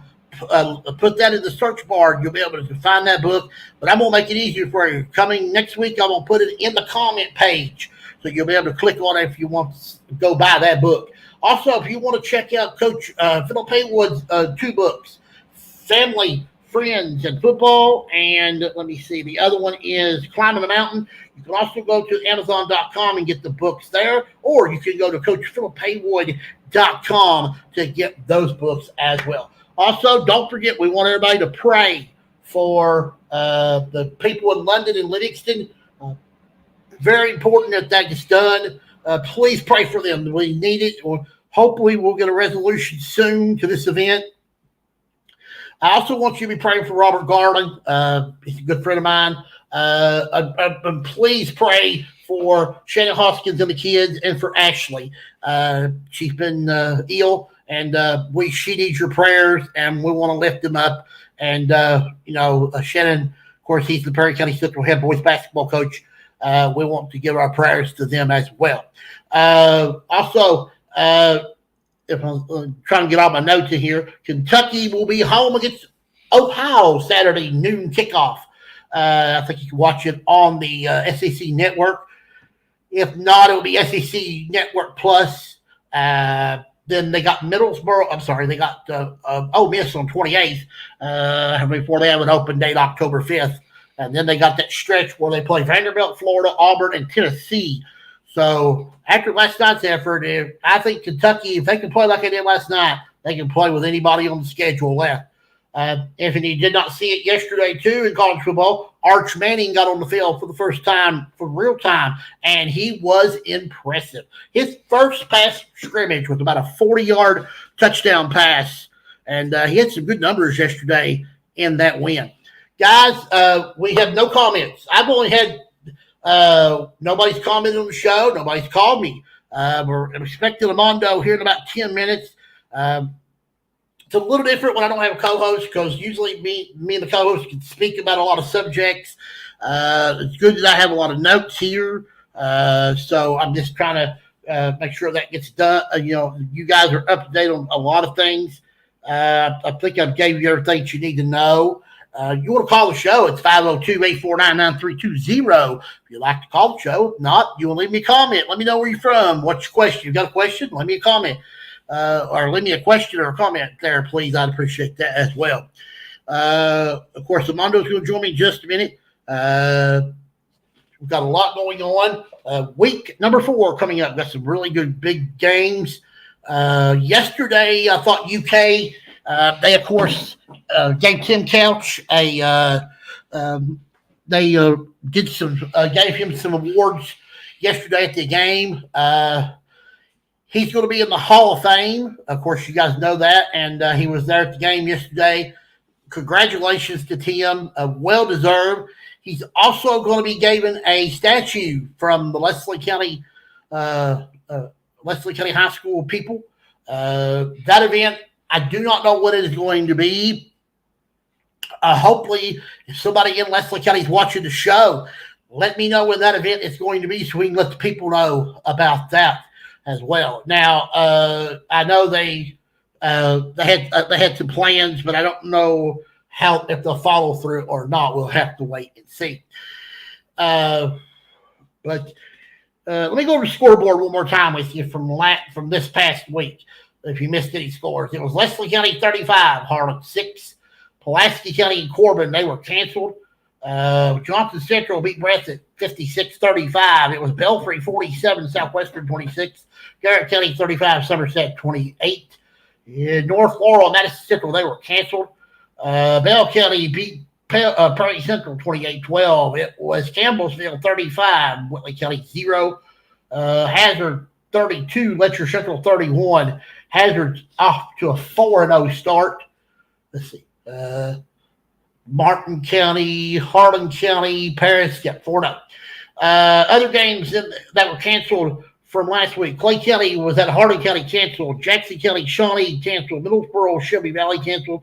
Pineville, Imminence was canceled. But we did have Knox Central winners 24 to, I think it was 12 over Scott out of Tennessee. Betsy Lane 48, Knox County Central 12. Clinton County 50, Jenkins 8. Estill County 21, Bath County 14, Fairview 60, Morgan 50. 110 points between them two schools. I bet that was a shootout, a big-time shootout.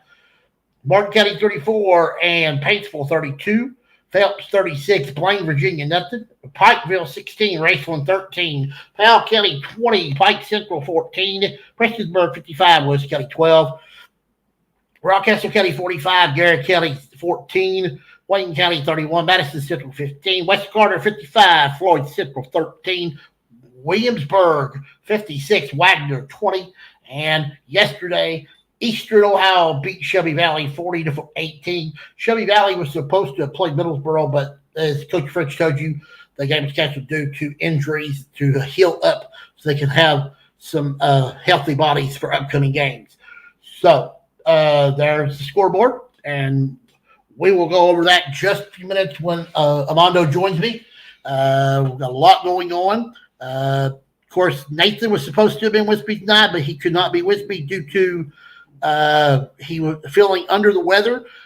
I hope Nathan gets feeling better. And also, Nathan will be with me later in October. As I can actually tell you guys next week on the show. I can go ahead and tell you my guest list for next week. Scott Cornett's going to be my supposed to be my co-host next week, and it's always glad to have Scott on the show because we're going to get a chance to talk about Alice Floyd stuff. We're going to talk about all kinds of great stuff when Scott's with us. Human co-host.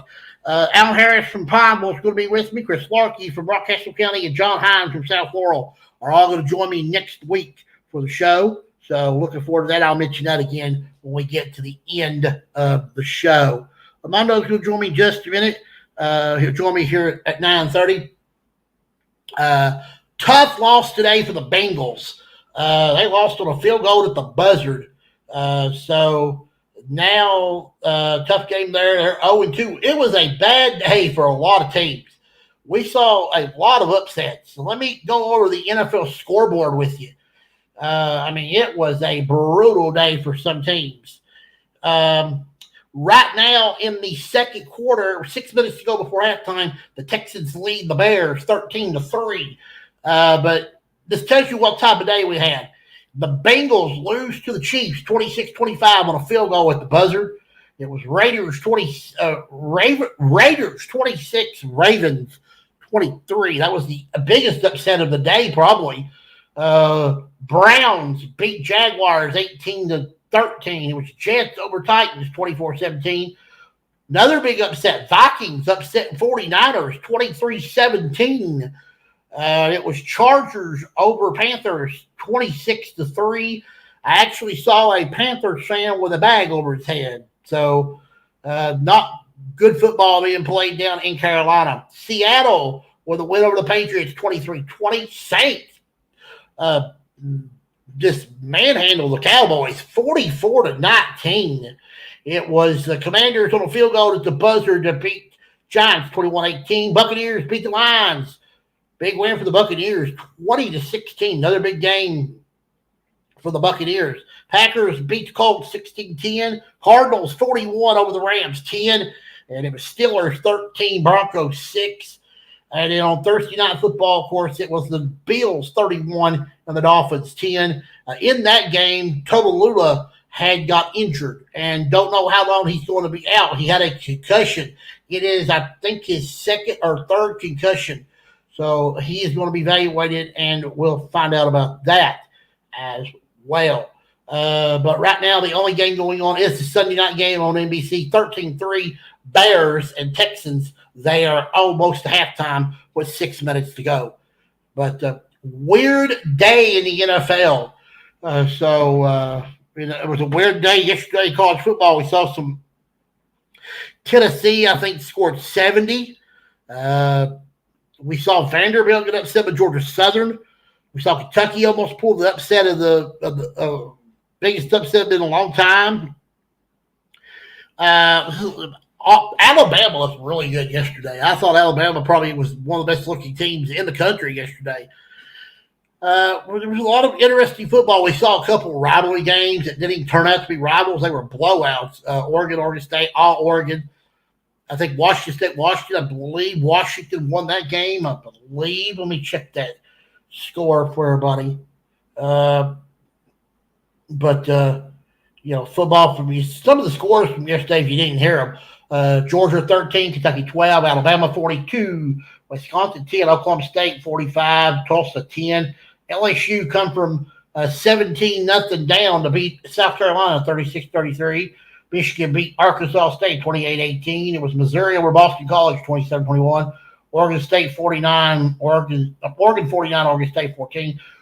Notre Dame 66, Purdue 7. They were mad after that loss to 2 weeks ago to Northern Illinois. Utah beat Utah State 38-21. Ball State loses badly to Miami 62-0. Ole Miss 40, Wake Forest 6. it was Texas 56 and UTSA 7, Nebraska 34 Northern Iowa 3, 71-0 Tennessee over Kent State, Kansas State 31-7 over over Arizona this past Friday night. So that ain't all the scores from yesterday. That's the majority of the ones I guess that are important. The top 10 teams there as well. Mondo's going to join me here just a little bit.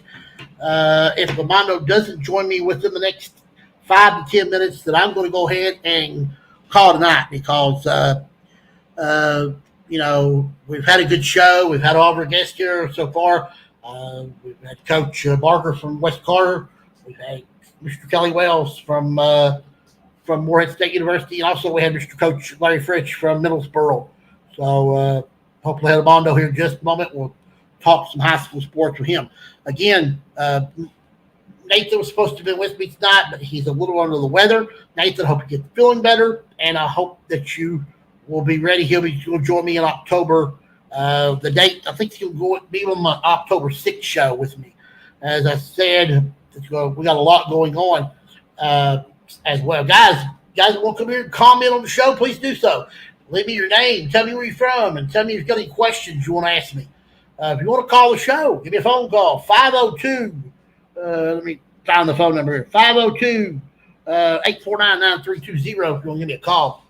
But got a big week 4 coming up, week 5 of the high school football season coming up. It's going to be a lot of still some interesting things going on. Got some interesting games. Of course, you got the Corbin Frederick Douglass game. We got several big matchups. District play is going to start next week for a lot of school, not this coming week, but the week after. So it's going to be a lot of fun as well. You could, if you want to check out the CJ Howard Show, you can do so. You can always find us on YouTube.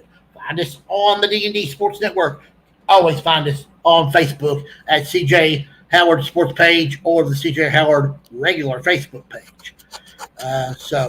Should be a lot of fun there.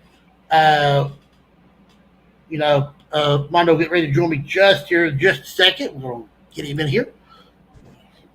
As we said, this is a big week for some teams. We're going to find out where some of these teams, where they're going, what direction they're going to be following. We'll get some good idea there. But joining me to give me my direction is Mr. Armando Berry from WYMT. Good evening, sir. Good evening. How are y'all doing? How you doing? I'm by myself, and I'm doing okay. I'm hanging in there. That's good. Week 4 was we had a lot of things going on, Armando, and a lot of games canceled. Teams had to find new replacement games.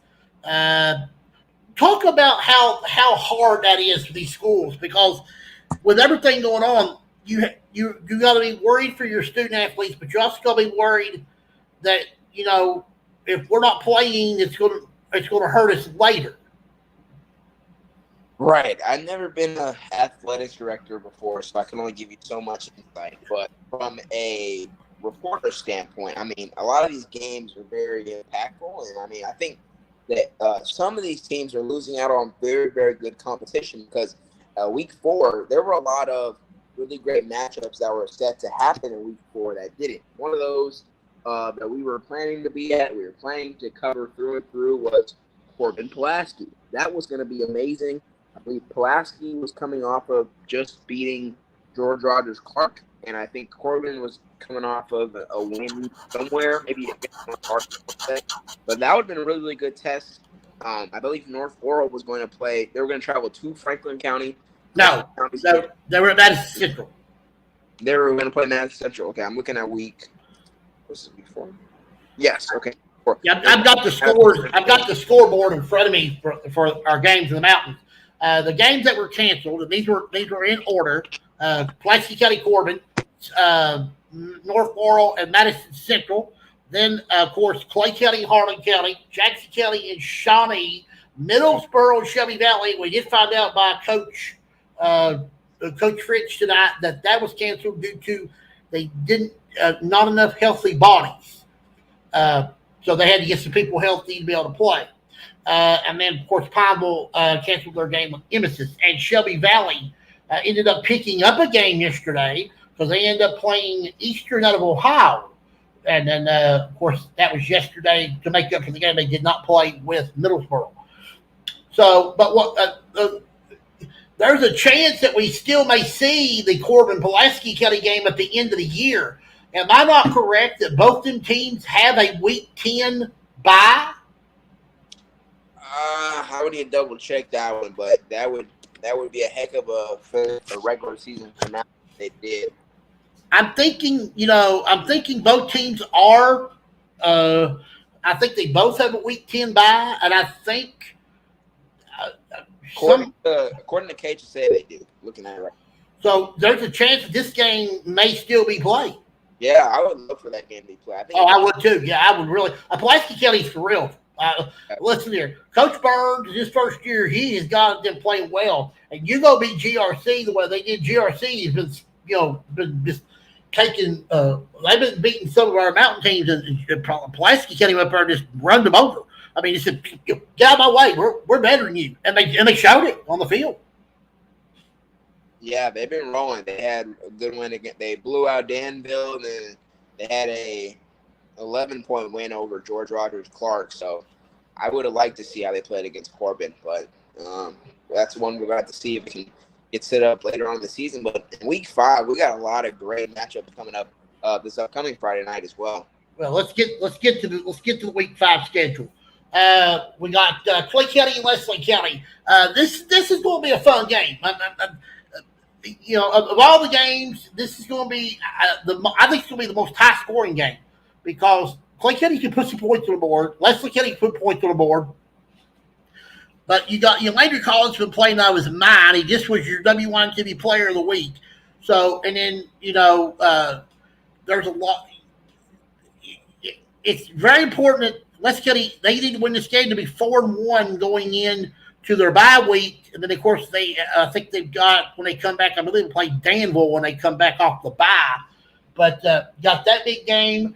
But the biggest game in the state was one of the biggest games in the state is Corbin at Frederick Douglass. Now it's a RPI bracket buster because it's going to determine a lot of what the RPI is going to look like when it comes out here in 2 weeks.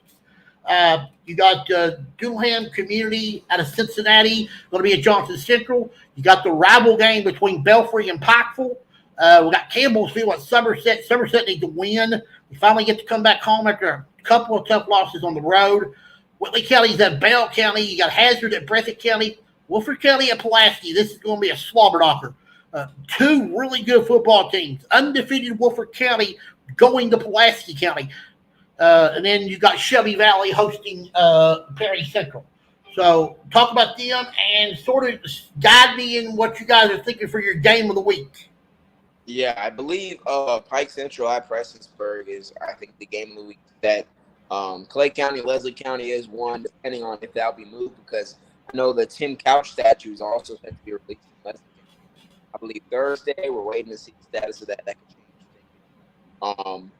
Belfry Pikeville will be huge, and Whitley County Bell will be a huge one as well. Another game that I saw, I know you said Darling Community was originally on the schedule, but according to KHSA on both North Laurel and Johnson Central, they're supposed to play each other this Friday, according to KHSA.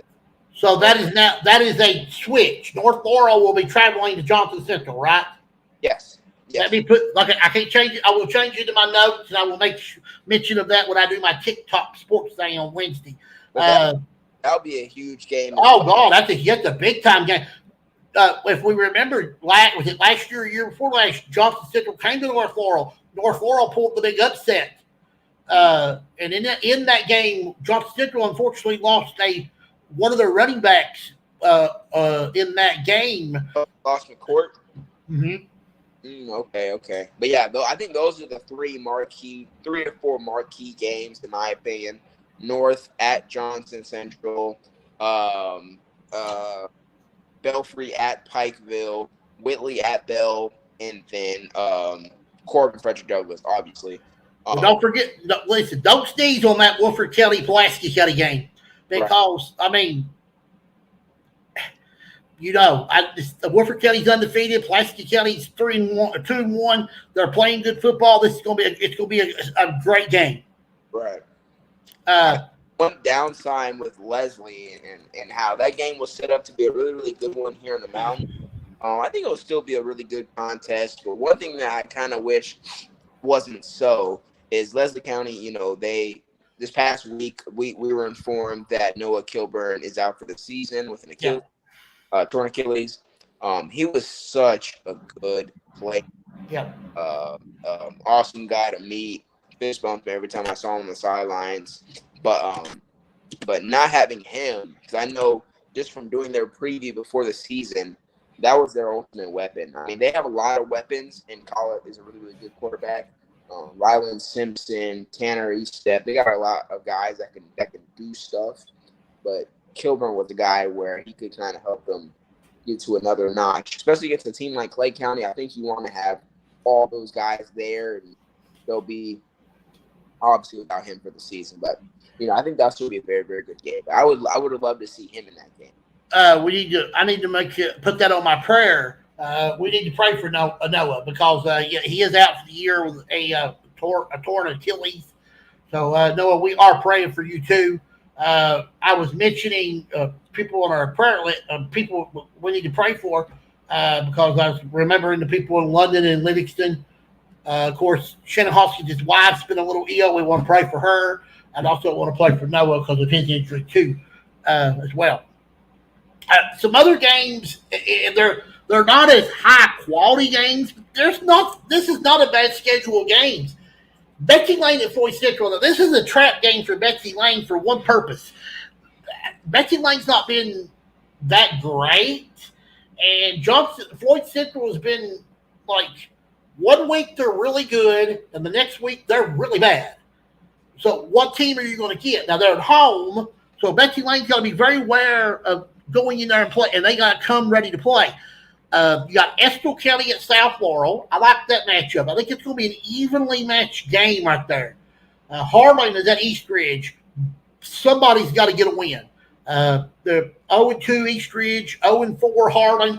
Somebody's got to come up with a win. You got Harlan County at Lawrence County. It's going to be a good test for Harlan County on the road and a bounce-back game for Lawrence County.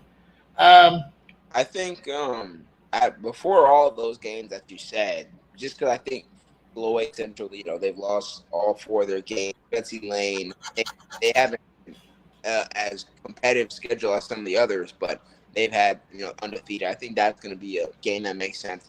I think a game that should really look good is Hazard Breathitt. One, because of the rivalry between Breathitt County and Hazard, but I mean Breathitt County, even though they've been 1-3 in all their losses, it's been an interesting they've had their own little sparks and fights. And Hazard football is going crazy right now after last week's game of the week. I think do you agree with me that you think this game may be about like the Perry Central game, high scoring? I think it'll be a high scoring game because the past few weeks, I don't know if these were all consecutive weeks, but I know when I shot highlights for the Perry Breathitt game. Perry won that, but it was high scoring. Yeah. Then when Central game this past Friday, Johnson Central won that, but it was a barn burner.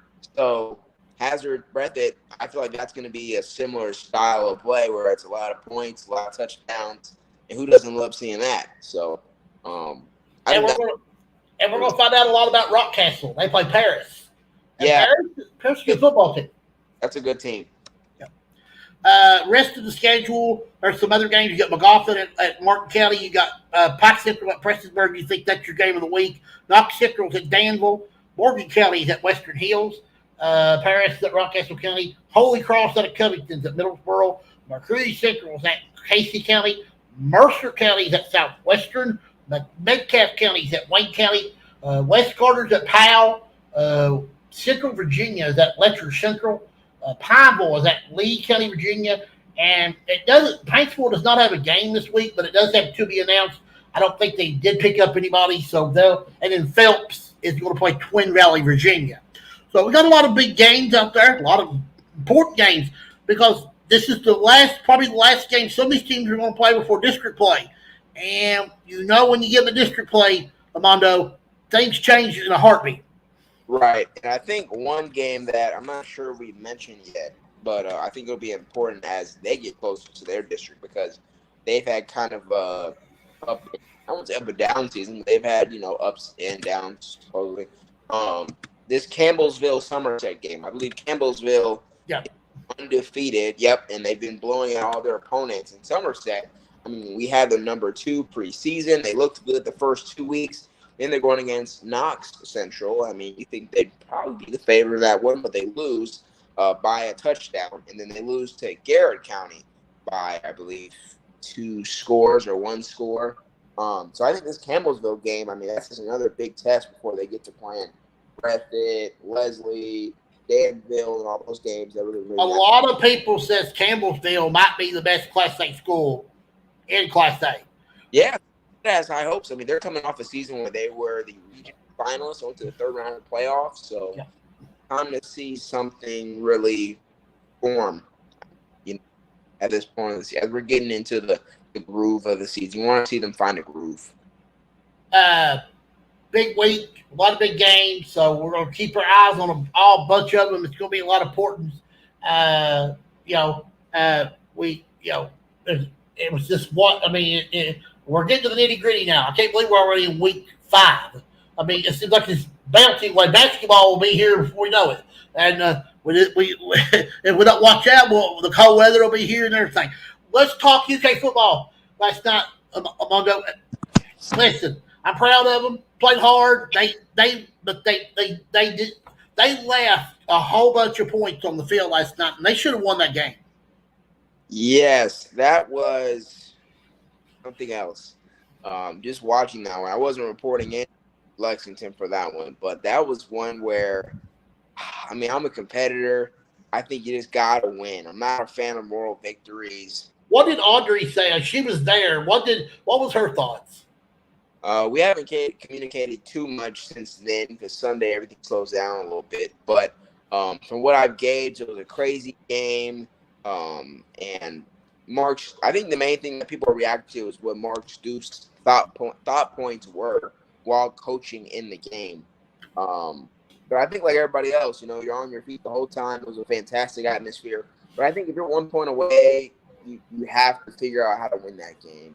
Yeah, it's the number one because then all eyes are on Kentucky. I had people from back home in Texas texting me, "Hey, are you at the game? Are you watching the Kentucky game?" And I'm like, "I'm in Kentucky, of course."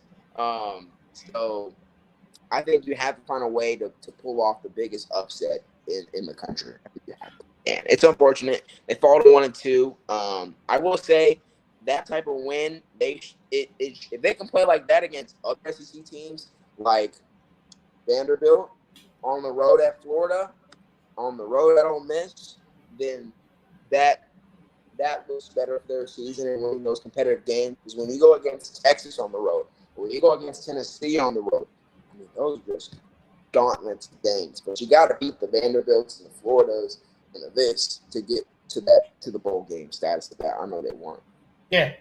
Well, you got Ohio this week, so I don't anticipate a whole. This is a good week here where you can work on the offense, especially the passing game, and really chance to work on maybe you got to be able to throw football. You can't just run it. I mean, I know the running backs last night were really, really good, but you can't just focus on running. You got to throw it. I mean, Vanderbrock had decent numbers last night, but he didn't have the numbers that I thought he could have had. And it's important that they really need to work on their. And coming up, they've got their next 5 games. This open date's going to be really crucial for them. It's going to be an opportunity, chance for them to work on a lot of things that they need to get better at, and I think they can. What I would say about that, though, as much as people have like that critique of, have a vertical direction, take the big win. I need to look at what the stats of this past game, but after that little small sample size of 2 games, the stats showed that Brock had completed, I think, 3 out of his 5 20-plus yard passes. Yeah. Versus last season, Devin Leary, he only completed like 29.8% of his 20-plus yard passes. So compared to last season, we already, in the small sample size, have seen he's able to make the deep passes. Fine, we don't have the guy who was projected to be the starter running back, which was going to train him, the Ohio State transfer. Now they're saying that he probably will return this week against Ohio. So that'll be a good opportunity to ease him back in there and get him an opportunity against carries for him. Right, and that's when we'll see that when the injury report comes out Thursday. Yeah, that will be very important. Still some evidence offense to me. Today was an unbelievable day in the NFL. I can't believe the amount of teams that we thought are Super Bowl contenders. None of them showed up today. You had the Lions get beat. The 49ers get beat. The Ravens got beat. I mean, and they're getting beat by teams that don't. I mean, in week one looked so bad. And they look today. Some of these teams look like they need to go to the Hall of Fame because they were. I can't believe we had 5 contenders all lose today. I only really watched the Cowboys game and the Niners. Oh, they got destroyed. I mean, I'm a Niners fan, and all my friends from Texas are Cowboys fans. I watched the Cowboys game, so check that them later on. I didn't have much to say. I was scared of them. They didn't really play. They didn't play good until the very end, and then they were close. They only lost by 9. But the Cowboys is laid an egg. They looked horrible against the Saints. But at least the Vikings, they have Justin Jefferson, so we have kind of an excuse. Justin Jefferson left the game actually with a strained leg, so it's not looking very good. He may be going on the injured list. We don't know. We'll find out more about it after they have an MRI tomorrow. Speaking of injured list, we don't even have Christian McCaffrey, so it's all good. We got everybody else. We should be able to take care of that team. But teams that looked so bad last week were so much better this week. Teams that looked so great last week look so bad this week. Except for the Chiefs, I guess. Listen, Bengals had their chances there. Listen, you can't give the ball back to Patrick Mahomes. I didn't like Cincinnati's last series. I thought they were too. They were trying to get back down there to get a field goal to make it a 1-score game where they had to score a touchdown. You can't do that because listen, you scored 23 points. You on the road, you should beat the Chiefs. You can't give the Chiefs the ball back with less than 2 minutes to go, and you're beat. No, you're done. It's over. You know there's all it needs field goal, and that's what they got. They end up winning with that field goal. So, but I thought the Bengals played much better today. My question to you is now: you said you can't give Mahomes the ball back with 2 minutes left to go. If you're Mark Stoops and it's 4th and 8 and it goes to 4th and 15, do you give the ball back to Georgia like how he did and punt it to them? No, I'm going for it. I don't care what it takes. I'm going for it. Yeah, I mean that's fair to say. 4th and 15 is tough against Georgia. I will give him that. But I think what a lot of people and Jack were talking about. We were like, man, you're gonna give it back to Georgia's offense with 3 minutes left. Yeah. Well, I mean, they just ran it. They threw it 30-plus yards on the next play, and they just ran the clock out. So, yeah. Whatever. Well, we'll see how Kentucky looks this week. We'll see how a lot of our mountain teams look this week. Armando, thank you so much, sir, for being with me. I think Jack will probably be with me next week, right? Most likely. Most likely, Jack, so that'll be good. But you have a dandy one, sir, and I will talk to you soon. Appreciate it. You have a good one. Okay, you have a good one. Thank you. Armando Berry, WYMT.